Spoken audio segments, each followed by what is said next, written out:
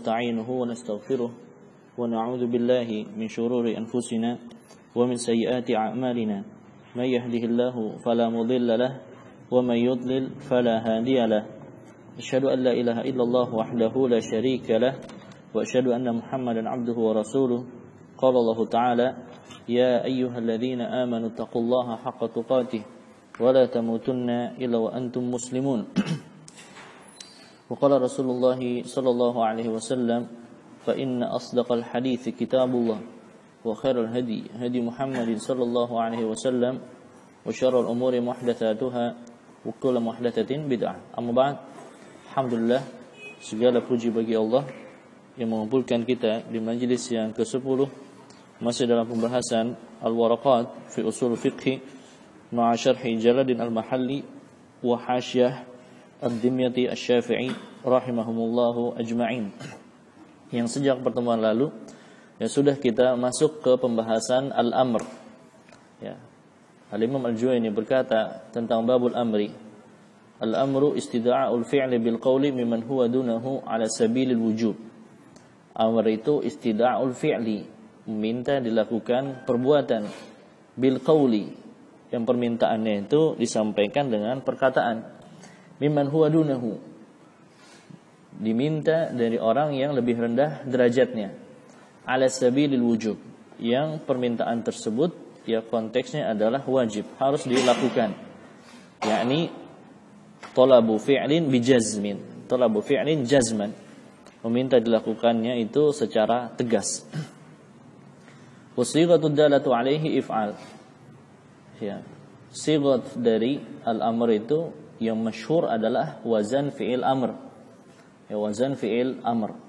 If'al atau if'il atau uf'ul. Ataupun sighat wazan fi'il amr lainnya dari ya fi'il mazid. Ya, maka itu menunjukkan al-amr. Dan sudah kita singgung di antara juga adalah ya al-fi'lul mudhari' al-muqtarin bilamil amr.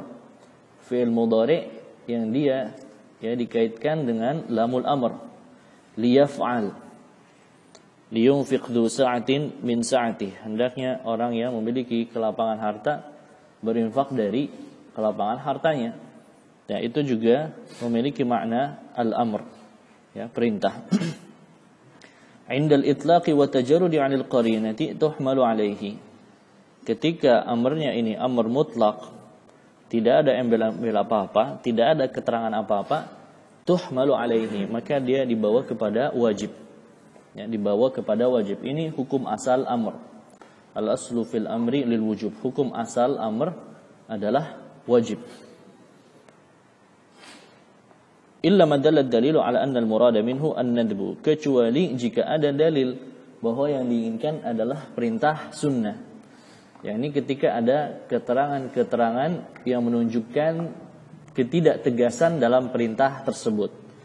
Ya, masih ada toleransi untuk bisa meninggalkan misalnya, atau keterangan-keterangan yang lainnya, maka itu dibawa kepada perintah sunnah.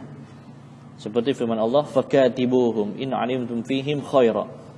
Perintah untuk mukatabah, membebaskan budak dengan tebusan, maka itu perintahnya sunnah. Qarinahnya apa? Qarinahnya buktinya masih banyak budak muslim. Ya, masih ada banyak budak muslim. Ada kalanya tuhmalu ya illa madalla dalil ala anna al-murada minhu an-nadbu aw al-ibahatu. Kecuali juga jika ada dalil yang diinginkan adalah al-ibahah.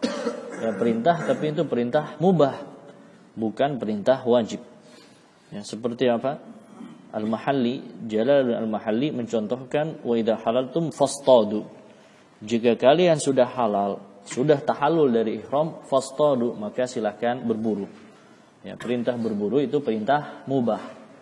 Namun ini sudah kita singgung bahwa ayat ini lebih cocok dibawa kepada bab al-amru ba'dan nahi. Perintah setelah sebelumnya ada larangan. Ya. Ini kurang tepat kalau dibawakan sebagai contoh al-amrul mujarrad urida bihil ibahah. Ya, perintah mujarrad tapi yang diinginkan adalah mubah. Ya, lebih cepat itu pakai contoh ayat, ya, wa kulu washrabu wa la tusrifu. Makanlah dan minumlah namun jangan berlebih-lebihan. Ya. Wala yaqtadi takrar, perintah itu tidak wajib untuk kemudian mengulangi perbuatan yang diperintahkan. Ya, illa ma dalla dalilu ala qasdi takrar, kecuali jika ada keterangan yang diinginkan adalah untuk diulang-ulang. Seperti apa? Ketika keterangannya ada keterangan waktu dan waktunya berulang, seperti sholat 5 waktu. Ya, maka itu memang diperintahkan untuk berulang setiap waktu sholat. Wala yaqtadil faur, dan tidak menunjukkan harus segera dilakukan. Ya, harus segera dilakukan. Boleh dia diundur. Boleh dia diundur selama perintahnya itu tidak dibatasi dengan waktu yang sempit. Kan ini sedang bahas al-amrul mujarrad ya. Al-amrul mujarrad, perintah yang dia tidak ada embel apa-apa termasuk keterangan waktu. Maka dia tidak terbatas waktunya.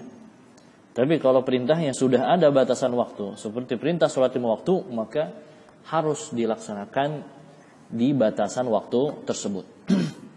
Ya, sudah kita bahas kemarin sampai bagian ini.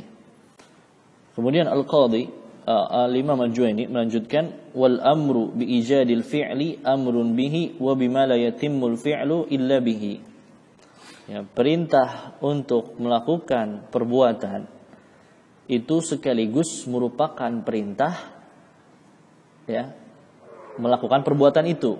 Satu, wa bima la yatimul fi'lu illa bihi, sekaligus perintah untuk melakukan sesuatu yang pertama itu tidaklah sempurna dengan hal-hal tersebut.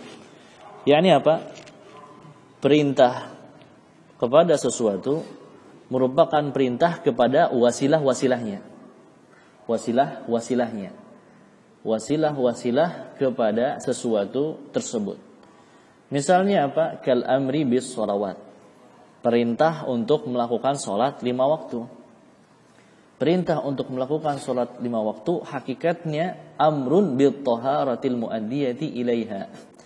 Hakikatnya sekaligus mencakup perintah untuk melakukan taharah. Kenapa? Karena sholat itu tidaklah sempurna kecuali dengan taharah. Ya, maka perintah sholat mencakup juga perintah taharah. Paham ini? Ya. Kalau dalam bahasa ya fikihnya mudahnya, perintah kepada sesuatu amrun bi syurutihi, merupakan juga perintah kepada syarat-syaratnya. Ya, perintah kepada syarat-syaratnya. Ya. Paham ya? Lebih tepatnya perintah kepada syarat sah. Perintah kepada syarat sah. Seperti apa? Ini tadi sholat. Perintah kepada sholat merupakan mencakup perintah kepada taharah. Ya, wajib taharah. Sekaligus merupakan perintah kepada syarat sah sholat yang lainnya. yakni perintah untuk al-ilmu bidukhulil waqti, mengetahui sudah masuk waktu sholat. Perintah juga untuk satrul aurah, ya, untuk menutup aurat, ya. Maka mencakup perintah kepada hal-hal tersebut, ya. Perintah untuk berdiri bagi yang mampu, ya, sudah berdiri sejak sebelum mulai sholat, ya. Sebagian ada mengatakan qiyam itu rukun, sebagian mengatakan itu syarat sah karena sudah diawali sebelum masuknya ibadah, ya. Mencakup perintah kepada semua hal tersebut. Paham ini? Kenapa? Karena sholat tidaklah sempurna kecuali dengan perantara-perantara ini, ya, kecuali dengan wasilah-wasilah ini. Kalau salah satu ditinggalkan, sholatnya tidak sah. Orang mau sholat, auratnya tidak ditutup, ya. Sholat pakai celana pendek di atas lutut, sah tidak? Sah tidak? Di atas lutut. Kalau madhab Syafi'i dan jumhur ulama itu tidak sah, ya. Kecuali kalau madhab ulama yang mengatakan paha itu bukan aurat, ya. Kalau di bawah lutut dan menutupi pusar, sah tidak? Sah, ya. Itu sah menurut jumhur ulama. Dan ada beberapa sahabat yang seperti itu. Bahkan Jabir bin Abdullah itu dahulu termasuk sahabat yang seperti itu. Bahkan semasa kayanya beliau sempat mencontohkan seperti itu. Lalu ada yang tegur, ya, ini bukan sahabat yang menegur, ini kok sahabat sholatnya seperti ini, bajunya kayak begini, nggak pakai baju, cuma pakai bawahan doang. Iya, satu helai saja. Hanya satu helai saja. Lalu ada sahih, hadisnya riwayatnya sahih di Sahih Muslim. Itu hadis Jabir, mu'allaqat Jabir. Ya, fa'an amdan fa'altuhu li'u'allima ahmaqa mithlaka. Sengaja saya seperti ini untuk mengajari orang bodoh seperti engkau. Ya. Yani apa? Sengaja salat dengan tapi auratnya tertutup. Auratnya tertutup. Dan ada hadis Nabi SAW yang menunjukkan kepada keabsahan itu. Yani apa? Idza kana wasi'an faltahif bihi. Kalau kalian punya kainnya satu helai, tapi luas, faltahif bihi, maka selimuti. Seperti orang pakai pakaian ihram.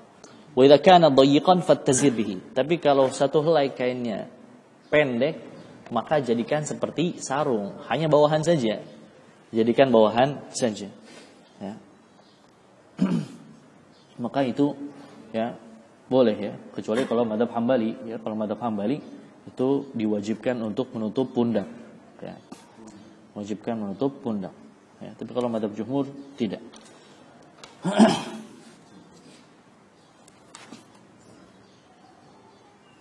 Ya, maka ini menunjukkan perintah kepada wasilah-wasilah tersebut.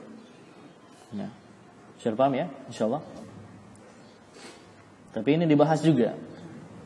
Syarat yang diperintahkan itu syarat sah, bukan syarat wujub. Misalnya, paham tidak? Ya, ini antum punya sapi, ya, sapi itu kambing yang banyak di kita. Ya. Antum punya kambing, maka kambingnya baru 30. Sedangkan zakat itu baru wajib ketika kambingnya mencapai 40 ekor. Apakah wajib antum memenuhi, wah ini saya kurang 10, saya harus beli 10 kambing supaya bisa keluar zakat. Apakah wajib seperti itu? Itu tidak wajib. Ya.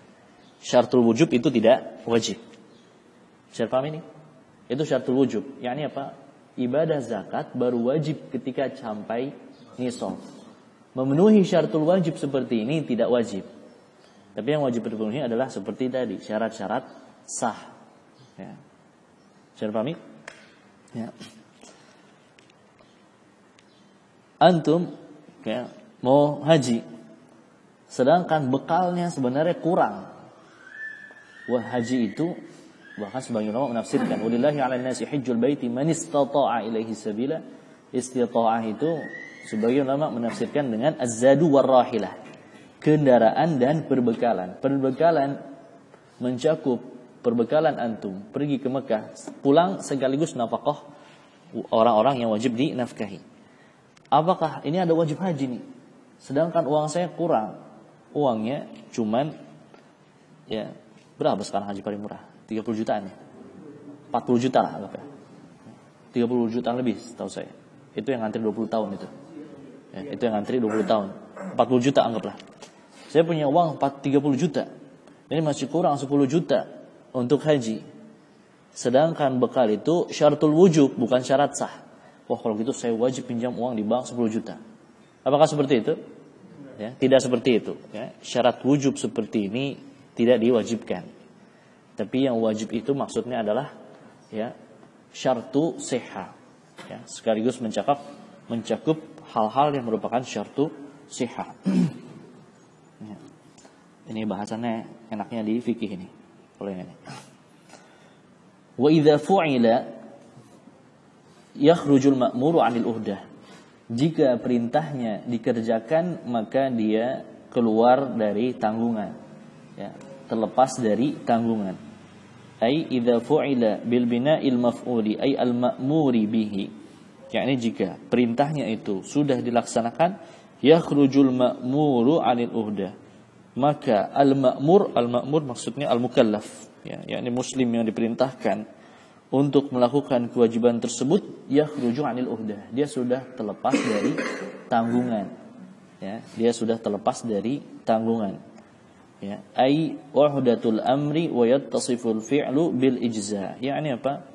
Dia terlepas dari tanggungan perintah, ya, dan perbuatannya sudah dianggap sah. Sudah dianggap sah. maka hal-hal yang merusak pikiran dia, apakah sah atau tidaknya setelah melakukan ibadah, itu tidak dianggap. Misalnya apa? Dia sudah sholat, kemudian sudah selesai, kemudian dia lupa, itu tadi sebenarnya sholatnya itu 3 rakaat atau 4 rakaat untuk sholat zuhur. Baru muncul setelah selesai sholat. Ya, kalau sudah selesai sholat ini sudah keluar tanggungan. Ya. Baru berpengaruh itu ketika keraguannya itu sedang sholat. Ini 3 rakaat atau 4 rakaat. Nah, di situ baru ada hukum syar'i lain. Ya, kenapa? Karena ibadahnya belum selesai dilaksanakan. Ya, masih sedang dalam melakukan perbuatan. Ya, kalau syak itu ada bahasannya. Ya, ulama khilaf ya, panjang tentang sujud sahwi, bahkan 4 mazhab itu khilaf semua. Kalau mau dikatakan 5 mazhab sama Zahiriyah juga beda semua itu. Tapi yang ada hadisnya bahwa syak itu dilihat. Syaknya itu ada kecondongan salah satu sisi atau tidak. Kalau ada kecondongan salah satu sisi, ambil kecondongan itu sujud sahwinya setelah salam.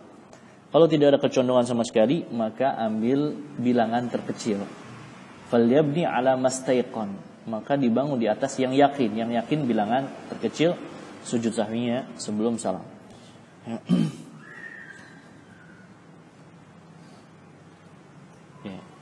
Jalaluddin Ad-Dimyati bisa dilihat di catatan kaki bawah. Ya, kalau sebut mahali itu langsung lihatnya ke atas, Pak. Mahali atas, Ad-Dimyati bawah. Ya, Ad-Dimyati hasyiah yang di bawah. Ya.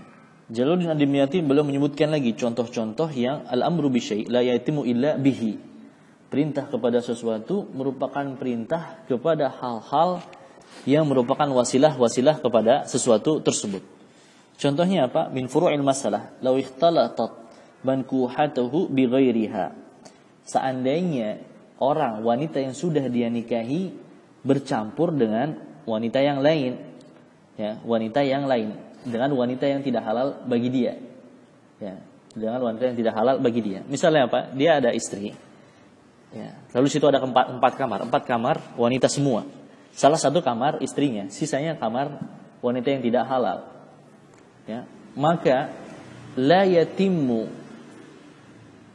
ijtinabun nahi illa bijtinabil jami'. Tidak sempurna dia meninggalkan larangan masuk menemui wanita yang tidak halal kecuali dengan meninggalkan itu semua. Maka tidak boleh dia masuk ke salah satu. Kenapa? Karena dia dilarang untuk masuk ke tempat wanita yang itu tidak halal baginya. Dan wahadzan nahyu la yatimu illa bitarkil jami'. Larangan ini tidaklah sempurna kecuali dengan meninggalkan semuanya. Ya, maka dia nggak boleh masuk ke salah satu itu, Pak. Ya, tidak boleh. Jangan asal coba. Bismillah, coba yang ini. Ya. Itu kalau bingung ya. Kalau yakin kamarnya boleh. Ya. Iya, kalau yakin nomornya misalnya. Tapi nomornya lupa. Nomornya mana nih? Nomor ini. Iya. Ya. Langsung main masuk aja, ya, nggak boleh. Telepon aja dulu istrinya, ya, tidak boleh dia langsung masuk. Paham ya? Ya, yang masyhur juga dicontohkan oleh para ulama, ya, idza ikhtalatat ukhtuhu min ar-radha'ah fi qaryah. Jika dia dahulu menyusu di desa itu, berarti di desa itu dia punya saudari susuan yang haram dia nikahi. Ya, maka tidak boleh dia melamar dari gadis desa itu. Kenapa? Karena larangan menikahi saudari sepersusuan tidak bisa dia penuhi kecuali dengan meninggalkan wanita semuanya. Kan dia lupa namanya, lupa ibu susunya juga. Tapi intinya di desa itu. Ya, maka tidak bisa dia penuhi larangan ini kecuali dengan meninggalkan semua wanita itu. Paham ini? Kecuali jika antum memiliki cara, apa caranya misalnya? Ya, ini itu kan saudara susu. Berarti kurang lebih umurnya itu sekitar 1 tahun, 2 tahun, 3 tahun beda dengan antum. Kalau antum cari yang 10 tahun lebih tua dari antum, maka itu selamat. Aman. Iya, aman. Kalau carinya yang 10 tahun lebih tua, karena dia sudah tapi masih kena juga. Itu bisa jadi kakak sepersusuan, afwan. Salah ya. Bisa jadi kakak sepersusuannya. Bisa? Enggak, tetap dia tinggalkan. Ya, tetap dia tinggalkan. Hah? Tetap itu bisa jadi itu kakak sepersusuannya. Ya. Maka itu tetap ditinggalkan. Ya, tidaklah dia bisa meninggalkan larangan tersebut kecuali dengan meninggalkan semuanya. Cari aja yang dari desa lain, jangan dari desa tersebut. Paham ini? Mana tadi? Ya. Lalu Al-Imam Al-Juwaini beliau membahas ya, siapa yang masuk kepada khitab ini. Ya. Walladzi yadkhulu fil amri wan nahyi wa ma la yadkhul. Siapa yang masuk kepada, yakni terkena perintah dan larangan, dan siapa saja yang tidak masuk. Ya. Beliau berkata, wa yadkhulu fi khitabillahi ta'ala al-mu'minun. Ya. Masuk kepada khitab Allah. Khitab Allah yakni perintah dan larangan. Ya, terkena perintah dan larangan adalah seluruh kaum mukminin. Ya, seluruh kaum mukminin. Ya, bisa dilihat bahwa ayat-ayat tentang perintah dan larangan rata-rata didahului ya ayyuhalladzina amanu. Ya ayyuhalladzina amanu kutiba alaikumusyamu kama kutiba alal ladzina min qablikum. Ya ayyuhalladzina amanu la taqtulus sayda wa antum hurum. Ya, diawali dengan khitab iman. Ya, sudah masuk Islam, sudah beriman. Maka otomatis kaum mukminin atau kaum muslimin maka dia terkena khitab Allah. Terkena perintah dan larangan. Wa sayatil kalamu fil kuffar. Kata Jalaluddin Al-Mahalli, nanti ada pembahasan tentang orang kafir. Ya, orang kafir bagaimana? Itu ada nanti di bagian akhir. Dan di situ ada khilaf para ulama. Ya. Wasahi was-sabiy wal majnun ghairu dakhilina fil khitab. Sedangkan orang yang lupa, was-sabi, anak-anak belum balik, wal majnun, orang gila, ghairu dakhilina fil khitab. Ya, maka mereka itu tidak masuk ke dalam khitab Allah. Yakni tidak terkena perintah dan larangan. Paham ini? Ya, mereka tidak terkena perintah dan larangan. Ya. Wasahi, orang yang lupa. Orang yang lupa. Ya. Dalam hadisnya Nabi SAW bersabda, "Man nama an salatin aw nasiyaha, ya, falyusalliha idza dzakaraha." Ya, orang yang tertidur atau lupa tidak berdosa. Tidak berdosa, tapi dia tetap wajib mengqadha setelah dia ingat. Ya, ketika dia ingat dia wajib qadha. Dan juga di hadis yang lain, hadis riwayat Imam Ahmad, ya, Nabi SAW bersabda, "Rufi'al qalamu an thalathah." Pena itu diangkat dari 3 orang. As-sabi hatta yahtalim, anak-anak hingga dia balik. Wa anin naimi hatta yastayqidh, orang yang tidur sampai dia bangun. Wa anil majnuni hatta ya'qil, dan dari orang gila hingga dia berakal. Rufi'al qalam, maka dia diangkat pena. Yakni rufi'al itsm anhu, dia tidak berdosa. Dia tidak berdosa karena meninggalkan perintah, karena melakukan larangan hingga terpenuhi tadi batas-batasnya. Hingga dia bangun, hingga dia ingat, hingga dia berakal, ya, dan hingga dia dewasa. Ya, paham ini? Ya. Maka ini dalil bahwasanya ya, orang yang gila, lupa, anak-anak itu tidak terkena khitab. Ya, hadis ini riwayat Ahmad. Syekh Syuaib Al-Arnaud katakan bahwa sanadnya jayyid.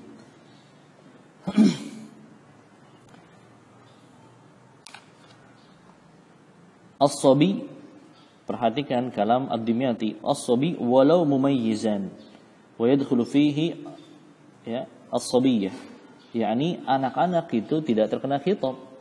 Ya, tidak terkena khitab walaupun sudah tamyiz. Walaupun sudah tamyiz. Barangkali ada yang bertanya, "Loh, bagaimana itu?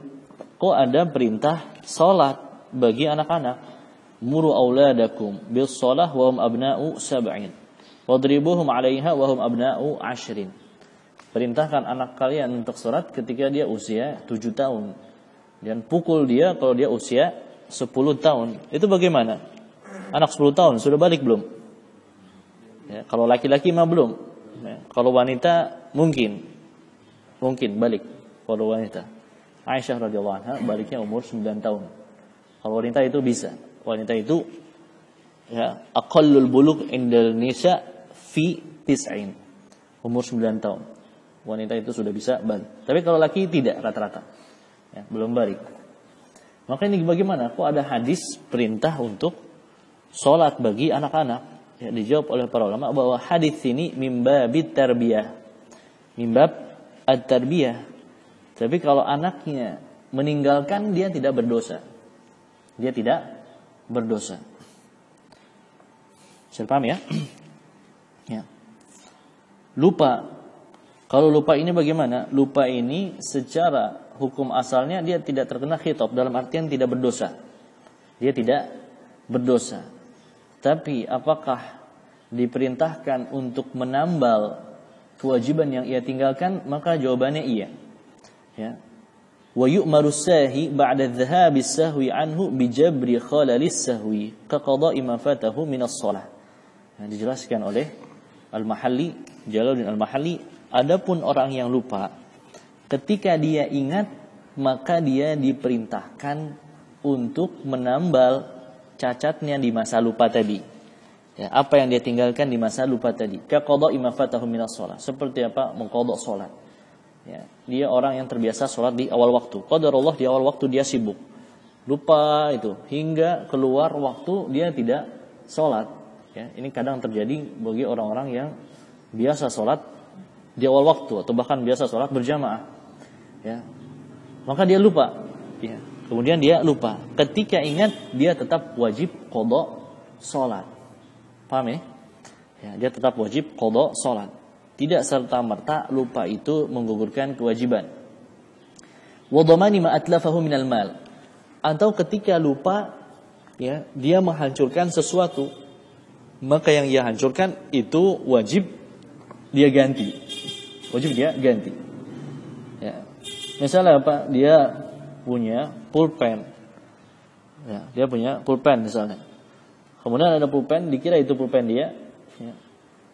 Lalu dia otak-atik hingga pulpennya rusak. Tapi dia lupa itu pulpen dia atau pulpen orang lain. Yang ingat itu pulpen dia. Tapi ternyata itu pulpen orang lain. Oh, ini kemarin pinjam dari si fulan. Ternyata rusak di tangannya. Maka rusaknya ini harus diganti. Paham ini? Ya, rusak itu harus diganti. Ya, itlaful mal itu tidak gugur ya. Al-itlaf, apakah itu itlaful mal atau itlaful an-nafs, sawa'an kana kulliyan atau juz'iyan, itu tidak bisa gugur. Yani apa? Ketika kita menghancurkan, merusakkan harta orang lain atau mencacati nyawa orang lain, apakah membunuh atau melukai orang lain, yang itu tidak sengaja atau lupa atau dengan uzur-uzur yang lainnya, itu tidak serta-merta gugur kewajiban untuk menanggung, tidak. Ya, sebagaimana Allah firmankan, "Wa ma kana lil mu'minin ay yaqtula mu'minan illa khata'a. Faman qatala minkum khata'an fatahriru raqabatin wa diyatun musallamah." Ya, tidak patut seorang mukmin membunuh mukmin yang lainnya illa khata'a, kecuali kalau tidak sengaja. Oh, berarti kalau tidak sengaja tidak mengapa ya, bebas ya. Allah tidak bilang seperti itu. Barang siapa yang membunuh tidak sengaja, maka dia wajib bebaskan budak. Wa tahriru raqabatin mu'minah, ya. Dan membayar diat. Diatnya itu 100 unta. 100 unta. Ini tidak sengaja, Pak. Tetap wajib bayar, ya. Tetap wajib bayar. Oh, tidak sampai membunuh, dia melukai, enggak sengaja, tahu-tahu sampai terpotong jari kelingkingnya. Ah, kan nggak sengaja, ya, nggak bisa, harus ganti. Kelingking ini 2 ekor onta, 2 ekor onta. Ini jari ini ada hitungan ontanya, tapi saya lupa ingat ya. Seingat saya kelingking ini, iya ini 2 ekor onta, jempol itu 5 ekor onta, telunjuk tengah manis itu 3 ekor onta. Ya. Mahal, paling murah kelingking 2 onta. 2 onta, anggaplah onta sakit itu 50 juta. Hah? Dihitung, jumlahkan. Iya. Jumlahkan. Ya. Ya. Nggak sengaja, tetap harus bayar. Tetap harus bayar. Ya. Kalau tidak bayar, itu dilihat. Ya. Maksudnya dia tidak mampu bayar, maka itu merembet kepada kerabatnya, senasab. Merembet kepada kerabatnya, keponakan, sepupu-sepupunya, paman-pamannya. Tidak bisa bayar 100 onta. Bagaimana? Terus merembet keluar. Merembet kepada kabilahnya. Wah, ini satu suku juga gak bakal bisa bayar ini. Merembet sampai 7 turunan. Harus itu, gak bisa gugur. Atau kecuali jika mau ditanggung oleh Baitul Mal kaum muslimin. Bisa kalau beralih itu ditanggung Baitul Mal kaum muslimin. Seperti kisah Muhayyisah dan Huwayyisah. Saudara mereka meninggal di benteng Khaybar. Ya, Yahudi diminta ganti, gak mau. Maka Nabi SAW keluarkan diat 100 onta itu dari Baitul Mal. Tergantung. Kalau membunuh itu diyatun mughallazah halah. Harus dibayar. Ya, seingat saya itu temponya hanya 3 tahun. Tapi kalau hal-hal yang tidak sengaja ini temponya lebih panjang. Ya, temponya lebih panjang.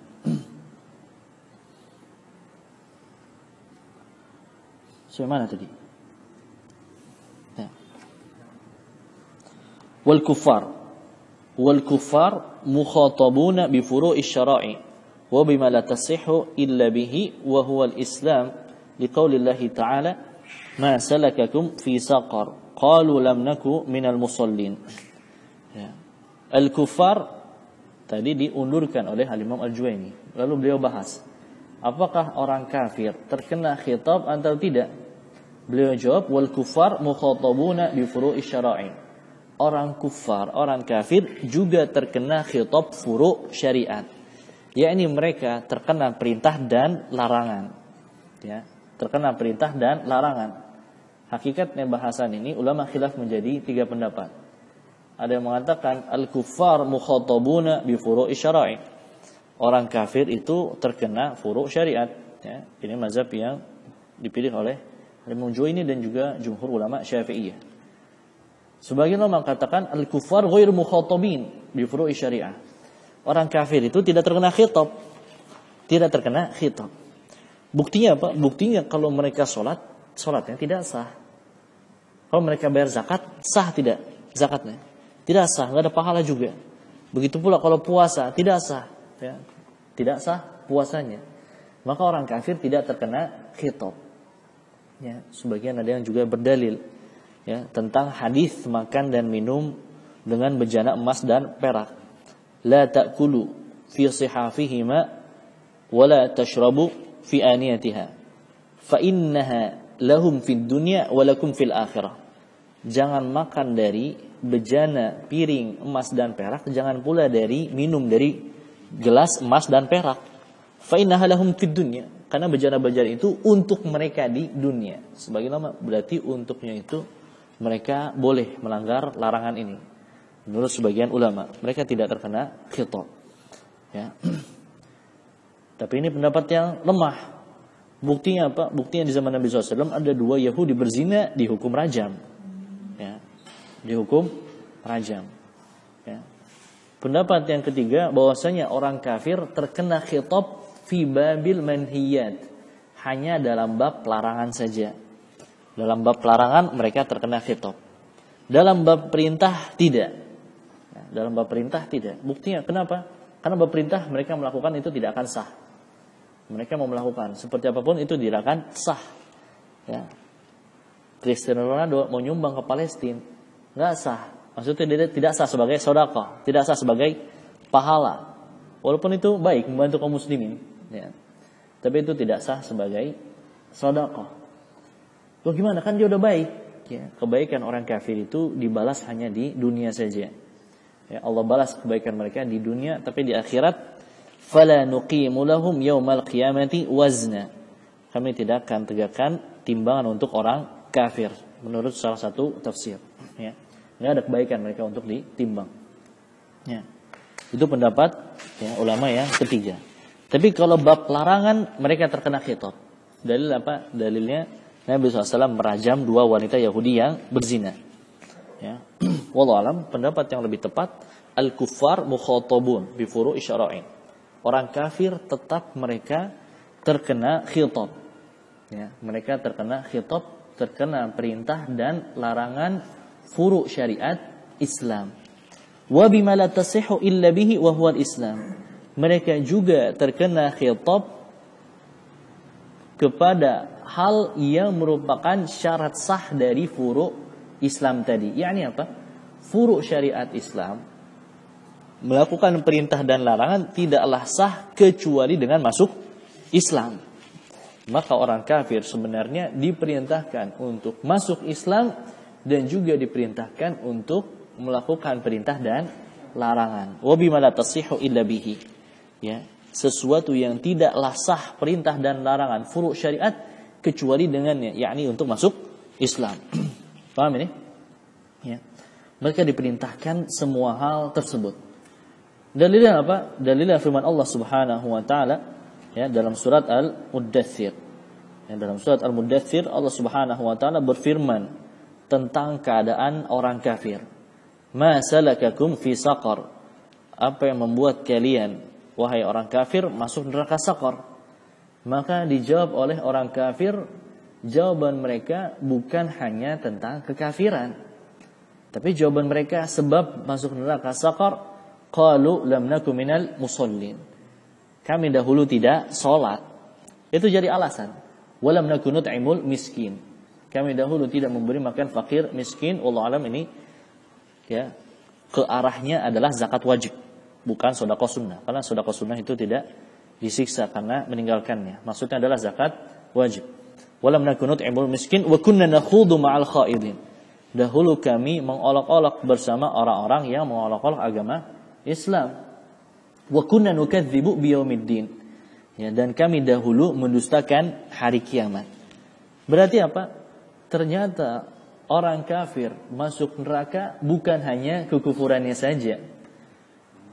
Ya, bukan hanya kekufurannya saja, tapi karena tidak salat, tidak zakat, mengolok-olok agama Islam dan juga mendustakan hari kiamat. Mereka disiksa atas semua dosa tersebut.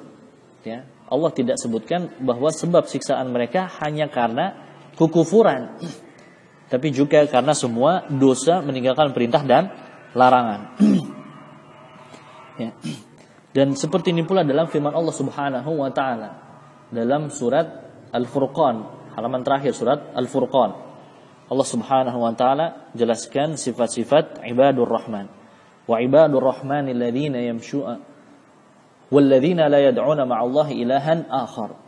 Ibadur rahman orang-orang yang tidak berdoa ya kepada sesembahan selain Allah. Wala yaqtuluna nafsal lati haramallahu illa bil haqq. Tidaklah membunuh jiwa dengan tanpa hak. Wala yaznun, dan mereka tidak berzina. Kemudian Allah sebutkan tentang dosa-dosa besar. Wa may yaf'al dzalika, barang siapa melakukan semua itu, syirik, membunuh, zina, wa may yaf'al dzalika yalqa athama, maka dia akan mendapatkan balasannya. Yudha'af lahul 'adzabu yaumal qiyamati wa yakhlud fihi muhana. Dia akan dilipat gandakan azab baginya wa yakhlud fihi muhana, dan kekal di dalamnya selama-lamanya dalam keadaan terhina. Loh, berarti azab itu bisa dilipat gandakan ya? Aslinya orang kafir ketika atau orang yang berdosa ya, lalu melakukan satu dosa, dia diazab hanya dengan satu dosa apa dilipat ganda? Hah? Dalam ayat yang lain Allah berfirman, "Wa may ya'mal su'an yujza bihi." Barang siapa yang mengamalkan satu keburukan, maka dia dibalas dengan satu keburukan itu saja. Loh, kok di ayat Al-Furqan malah dilipat ganda? Apa maksudnya? Dilipat ganda dijelaskan oleh para ulama tafsir, yakni barang siapa dia melakukan satu dosa, dia diazab dengan satu dosa. Barang siapa melakukan dua dosa, dari tiga dosa tersebut, maka dosanya azabnya lebih berat daripada yang satu dosa. Barang siapa melakukan semua dosanya, maka azabnya lebih berat lagi daripada yang melakukan dosa yang jumlah lebih sedikit. Itu maksud yudha'af. Paham ya? Bukan berarti dia dosanya satu kemudian dilipat gandakan berkali-kali lipat. Bukan. Kelipatan dosa maksudnya sesuai dosa-dosa yang berapa dosa yang dia lakukan dahulu di dunia. berapa perintah, berapa larangan, berapa kekufuran yang dahulu dia lakukan di dunia, maka dia disiksa dengan semua dosa tersebut. Itu maksudnya yudha'af. Ya, bukan berarti melakukan satu dosa kemudian lantas dilipat gandakan azabnya. Paham ya? Ya, maka ini dalil-dalil bahwasanya al-kuffar mukhatabuna bi furu'i syariah. Ya. Dan secara akal juga dibahas oleh para ulama secara akal. Yakni apa? Orang yang berhadas saja ketika tiba waktu sholat, dia diperintahkan untuk sholat tidak? Terkena khitab sholat tidak? Terkena. Orang yang berhadas diperintahkan untuk sholat dan diperintahkan untuk melakukan syarat sah sholat, yakni toharoh. Padahal dia berhadas. Kalau dia sholat dalam keadaan berhadas, sah tidak? Tidak sah. Begitu pula kafir. Orang kafir sholat dalam keadaan kufurnya tidak sah.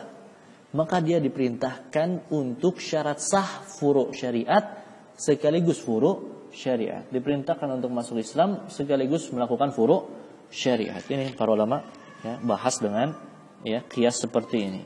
Ya. Bisa dipahami ya? Insyaallah. Barangkali ada yang bertanya, loh kan orang kafir, apa faidahnya mereka terkena khitab?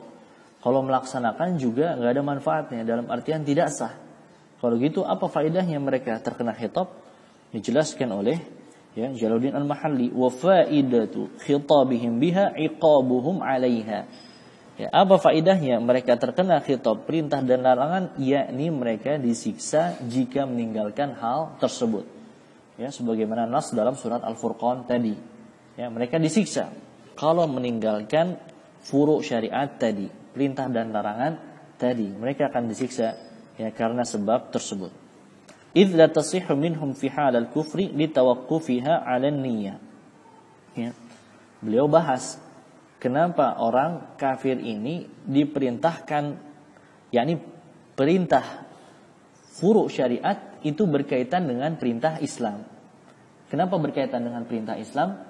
Dijelaskan oleh Jalaluddin Al-Mahalli, karena idz la tasih, tak enggak hurufnya? Tak kan? Tak itu ya, dhamir mustatirnya hiya. Hiyanya kembali ke mana? Hiyanya kembali kepada furu' syariat ya. Kasih panah aja ya. Hiyanya itu kembali kepada bi furu'i syara'i'. Yakni apa? Jauh ya. Ya, jauh. Dua baris. Idz furu'u syara'i la tasihhu minhum fi halil kufri. Ya, furu' syariat tidak sah mereka lakukan ketika masa kufur. Mereka sholat masa kufur enggak sah. Mereka puasa masa kufur tidak sah. Mereka haji masa kufur. Ya, ada orang kafir katanya pura-pura umroh ya, ke Mekah Madinah. Ya, enggak tahu pakai paspor Palestina apa gimana. Terus dia foto-foto di Masjid Nabawi, ini saya Yahudi masuk Masjid Haram. Ya, yang enggak sah pura-pura umroh. Ya, tidak sah. Ya. Mereka furu' syariat tersebut tidak sah ketika keadaan kufur mereka. Kenapa? Litawaqqufiha 'ala niyyat. Karena furu' syariat itu terhenti dengan niat, yakni wajib niat. Ya. Al-ikhtilafin bainal ulama, apakah dia syarat sah atau rukun. Tapi yang namanya ibadah itu harus niat. Kalau tidak niat sah tidak ibadah? Tidak sah. Ya, tidak sah ibadah kecuali dengan niat.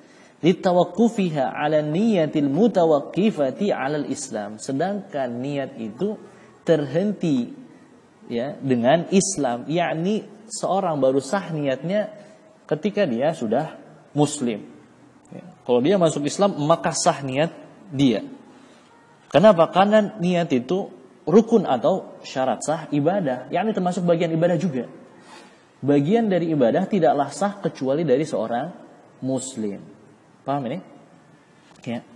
Maka niat itu baru sah kalau dia masuk Islam. Maka yakni kesimpulannya orang tersebut juga diperintahkan untuk masuk Islam.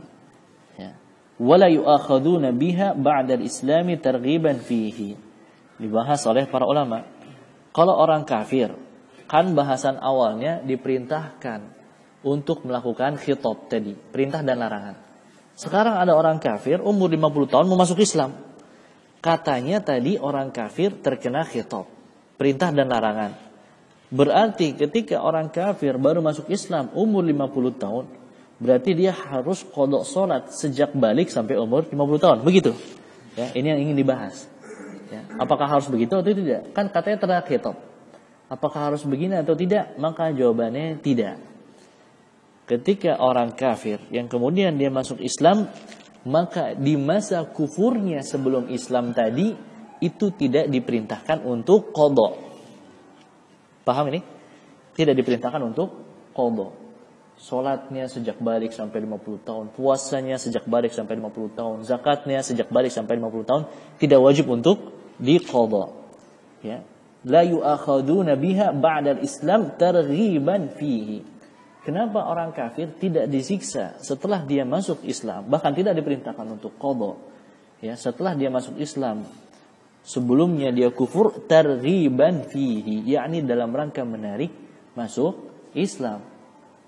Orang kafir umur 50 tahun langsung diperintahkan qadha, salat 35 tahun. Siapa yang mau masuk Islam? Hah? Iya, salat terus. Siapa yang mau masuk Islam kalau begitu? Tidak.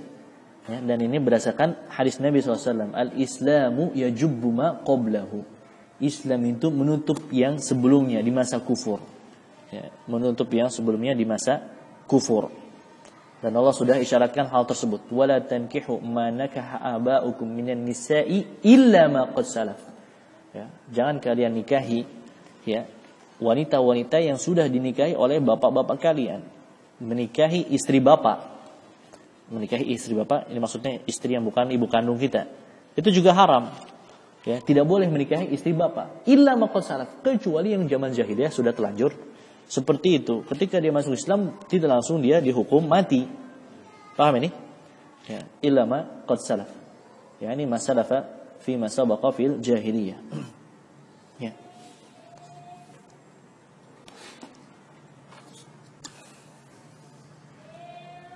Saya pahami ya? Insyaallah. Kemudian bahasan yang terakhir ya tentang babul amr. Apakah perintah itu mencakup kebalikannya atau tidak? Ya, maka dibahas wal amru bi syai'i nahyun 'an diddihi. Perintah kepada sesuatu itu merupakan larangan dari lawan sesuatu tersebut. Misalnya apa? Perintah kepada sesuatu, duduk. Duduk. Duduk merupakan larangan dari otomatis larangan berdiri. Jangan antum diperintahkan duduk, antum malah berdiri. Ya, paham ini? Ya. Wa nahyu 'an syai'i amrun bididdihi. Larangan dari sesuatu otomatis merupakan perintah kepada lawan sesuatu tersebut. Jangan kamu duduk. Berarti perintah untuk berdiri. Paham ya? Sederhananya seperti itu. Jangan kamu duduk, itu merupakan perintah untuk berdiri. Walaupun nanti ada bahasan ya, bagaimana jika sesuatu itu asyai'ul ladzi lahu addad. Sesuatu itu dia memiliki lebih dari satu lawan. Bagaimana yang seperti itu nanti ada bahasannya ya. Fa idza qala lahu uskun, jika dikatakan diam, kana nahiyan lahu 'anit taharruk, maka otomatis ini merupakan larangan untuk bergerak. Atau larangan la tataharrak, jangan bergerak. Berarti otomatis merupakan perintah untuk diam. Paham ya? Ini sederhananya. Tentang bab ini, yakni bab al-amru bi syai' nahyun 'an diddihi, ya, qadarullah ya, tugas bahas ya. S1 saya dulu tentang bab ini ya. Dulu saya diperintahkan untuk nulis tentang bab ini. Ya, apakah al-amru bisyai'i nahyun 'an diddihi atau tidak? Maka saya mau baca ya sebagai tambahan faidah. Ya. Al-amru bisyai' ini dahulu yang membimbing itu Dr. Muhammad Al-Azazi ya, Al-Misri, ya, beliau orang Mesir. Terkenal dengan syadid, ya, pelit kasih nilai, tapi faidah sekali. Ya, saya diajar oleh beliau. Ya. Al-amru bisyai' nahyun 'an diddihi. Ya. Kalau al-amr kan sudah paham ya. Al-amru bisyai' nahyun 'an diddihi. Kalau al-amr sudah paham. An-nahyu saya anggap juga sudah paham, lawannya amr. Sebentar lagi kita pelajari. Paham ya? An-nahyu sudah paham. Al-amru bisyai'i. Nah, syai' ini apa? Syai' ini apa? Kenapa? Karena ini masih samar. Apakah syai' itu sesuatu yang material atau immaterial? Ya. Apakah dia wujud real atau abstrak? Apakah dia benda atau sesuatu yang lain, perbuatan atau lainnya? Paham yang dibahas ini? Asy-syai' ada kalanya itu benda atau wujud fisik, memiliki wujud fisik real. Contohnya apa? Firman Allah Subhanahu wa taala, "Qul ayyu syai'in akbaru syahadah?" Qulillah. Siapa yang lebih besar persaksiannya, maka jawab ayyu syai'in. Maka Allah diganti sebagai pengganti dari syai'un tadi. Ya. Katakan Allah yang paling besar persaksiannya. Paham ini? Ya. Allah itu zat yang memiliki wujud tidak? Zat yang memiliki wujud. Ya. Zat yang memiliki wujud. Walaupun kita belum bisa melihat di dunia. Ya. Tapi keyakinan Ahlussunnah nanti penduduk surga itu bisa melihat Allah. Apa maksud asy-syai' ini? Ya. Syai' ini bahasnya menyentuh kepada mantik sedikit ini. Ya. Tapi biar paham. Ya. Asy-syai' ma yursamu aw yusafu bi annahu yajuz an yu'lam wa yukhbar anhu. Ya, syai' itu majaza an yusaf anhu, yakni yang bisa dijelaskan sifatnya. Sesuatu yang bisa dikabarkan. Ini syai'. Paham? Sesuatu yang bisa disifati, bisa diketahui, bisa dikabarkan. Ini disebut syai'. Terlepas dari wujudnya, wujud fisik atau non fisik. Apakah wujudnya material atau non material? Paham ini? Ini dikatakan asy-syai' dalam bahasa Arab. Ya. Maka syai' itu a'ammu minal jismi. Syai' itu lebih umum daripada benda yang memiliki wujud fisik. Paham? Ya. Dia bisa benda yang memiliki wujud fisik, bisa pula bukan. Tapi ketika al-amru bisyai'i, apakah yang dimaksud perintah kepada wujud fisik? Maka jawabannya tidak. Al-amru bisyai' itu bukan al-amru bil insan. Perintah untuk melakukan manusia. Al-amru bil hajar, perintah untuk melakukan batu. Tidak cocok kalau ganti syai'nya kepada benda yang punya wujud fisik. Paham tidak nih? Ya, tidak cocok kalau syai'nya diganti dengan benda yang memiliki wujud fisik. Maka maksud asy-syai' di sini apa? Ya, maksud asy-syai' di sini ai ma kana 'ardan. Apa itu 'ardan? Ya, sesuatu yang abstrak alladhi ya'ridu wa yazul. yakni sesuatu yang mungkin muncul, mungkin hilang. Itu 'ardan. Paham? Sesuatu yang mungkin muncul, mungkin hilang.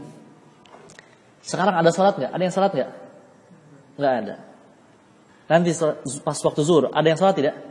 Ada. Itu 'ardan. Paham? Sesuatu yang mungkin muncul, mungkin hilang. Ini syai' yang dimaksud. Loh kenapa? Agar bisa diperintahkan. Kan perintah itu kepada sesuatu yang tadinya tidak ada, kemudian diperintahkan untuk menjadi ada. Paham ini? Ya. Contohnya apa? Sawa'an kana qalbiyan aw mar'iyan atau masmu'an.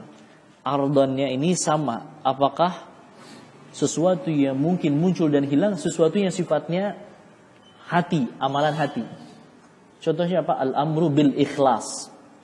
Perintah untuk ikhlas. Ikhlas ada wujud fisiknya nggak di luaran?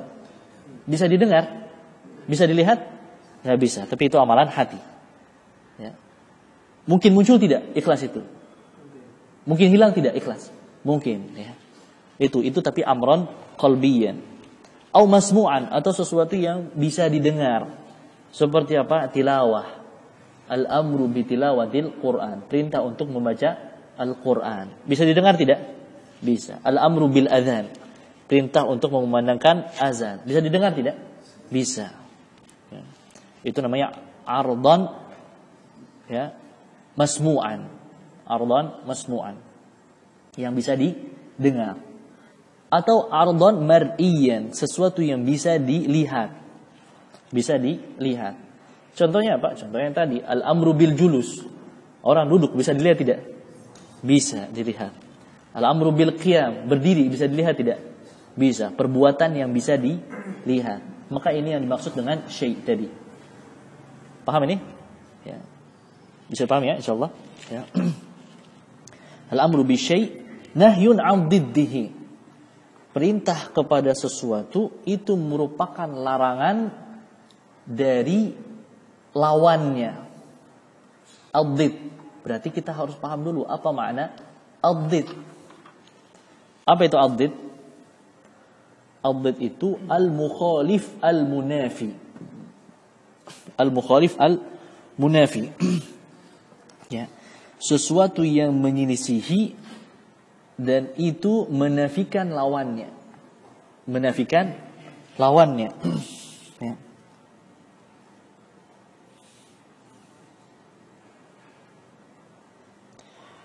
Maka did ini yajuz an yartafi'an wa la yajuz an yajtami'an. Did ini yajuz an yartafi'an. Coba berdiri dengan bergerak dengan diam. Tapi ini bisa diperinci lagi sebenarnya, afwan. Yajuz an yartafi'an in kana akthar min did. Sesuatu yang memiliki lawannya banyak. Ya. Paham gak nih? Agak bingung ya kayaknya. Ya, ini bahasan ya, mantiknya memang bikin pusing ini. Tapi ya gimana ya? Ya. Harus dibiasakan. Ad-did itu gampangnya dia ma la yajtami'an, yang dia tidak mungkin berkumpul di satu waktu. Seperti apa? Bergerak dan diam. Bisa antum melakukan bergerak dan diam di satu waktu? Bisa nggak? Tidak bisa. Berdiri dan duduk. Bisa antum melakukan berdiri dan duduk di satu waktu? Tidak bisa. Ini dhid namanya. Ma la yajtami'an. Dia tidak bisa berkumpul di satu waktu. Salah satunya mengandung konsekuensi, yang lainnya harus tidak ada. Paham ini? Ketika dia bergerak, otomatis dia harus menafikan diam. Ketika dia diam, otomatis dia menafikan bergerak. Paham ya? Ini makna ad-did. Ya, ini makna ad-did. Bisa paham ya insyaallah ya? Al-amru bi syai' nahyun 'an diddihi. Perintah kepada sesuatu itu larangan dari lawannya. Contohnya apa? Al-amru bis shalah, perintah untuk salat. Al-amru bis shalah nahyun an tarkis shalah. Perintah untuk salat itu merupakan larangan dari tidak salat. Al-amru bis shiyam nahyun an tarkis shiyam. Perintah untuk puasa, larangan dari meninggalkan puasa. Sampai sini paham? Ya. Maka ini al-amru bi syai' nahyun 'an diddihi. Sebenarnya ada bahasa lagi, mau dibahas enggak? Ya. Apakah al-amru bi syai' itu menunjukkan kepada nahyun 'an diddihi? Apakah dari segi lafaz atau dari segi makna? Paham tidak? yakni ketika saya perintahkan ijlis, apakah lafaz ijlis lafaznya itu menunjukkan dengan lafaz ijlis an-nahyu 'anil qiyam secara lafaz atau secara makna? Atau secara makna, bukan lafaz ijlis. Ijlisnya itu hanya menunjukkan perintah duduk, tapi secara makna otomatis larangan, maknanya itu larangan dari lawannya. Paham ini? Ini dibahas juga oleh para ulama. Apakah dia larangan dari lawannya secara lafaz atau secara makna? Maka wallahu alam, para ulama khilaf tentang hal ini, dan yang banyak didukung oleh para ulama ahlus sunnah, al-amru bi syai' nahyun 'an diddihi bil ma'na. Itu secara makna. Kenapa? Karena lafaz ijlis tidak ada kaitannya dengan qiyam secara lafaz. Ya, itu tidak ada kaitannya, tidak ada singgungannya tentang berdiri secara lafaz. Secara lafaz, ya. Perintah untuk diam itu tidak bersinggungan secara lafaz tentang bergeraknya gimana. Secara lafaz tidak mengandung. Paham ini? Tapi secara makna mengandung. Secara makna itu mengandung. Dan ini pendapat Imam Malik, Syafi'i, ya ashab Abu Hanifah, ya para imam Hanabilah, Imam Ibnu Hazm dan kebanyakan para fuqaha. Ya bahwa al-amru bisyai' nahyun 'an diddihi itu bil makna, secara makna. Sudah paham ya?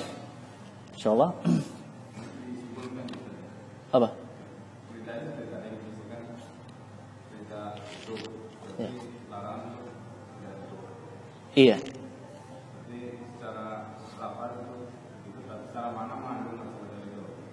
Mengandung kepada lawannya secara makna, bukan secara lafaz. Iya, secara makna. Iya, logika. Main logika. Kalau usul fikih memang banyak main logika. Ya. Mesti banyak main logika. Ya. Wa nahyu 'ani syai'i amrun bididdihi. Kebalikannya, larangan dari sesuatu merupakan perintah kepada lawannya. Contohnya apa? Tadi la taqtulus sayda wa antum hurum. Jangan kamu berburu. Jangan kamu berburu dalam keadaan ihram. Berarti merupakan perintah. Perintah tidak berburu. Secara mudah membuat kata dhid itu dengan tambahkan nafi. Tambahkan nafi. Iya, mudahnya gitu. Secara ini akal. Tambahkan nafi, tidak. Paham? Itu cara mudahnya. Kalau dia memiliki lafaz khusus, boleh pakai lafaz khusus. Ya. Perintah untuk larangan dari berburu merupakan perintah untuk tidak berburu. La taqrabuz zina, larangan untuk mendekati zina. Larangan mendekati zina merupakan perintah untuk menjauhi. Itu ada kata khusus. Ya. Itu yang ada kata khusus. Paham ini? Mana yang ada kata khusus, mana yang tidak. Ya, ketika memiliki kata khusus, afdolnya pakai kata khusus. Ketika tidak ada kata khusus, tambahkan nafi saja. Tambahkan negasi, peniadaan.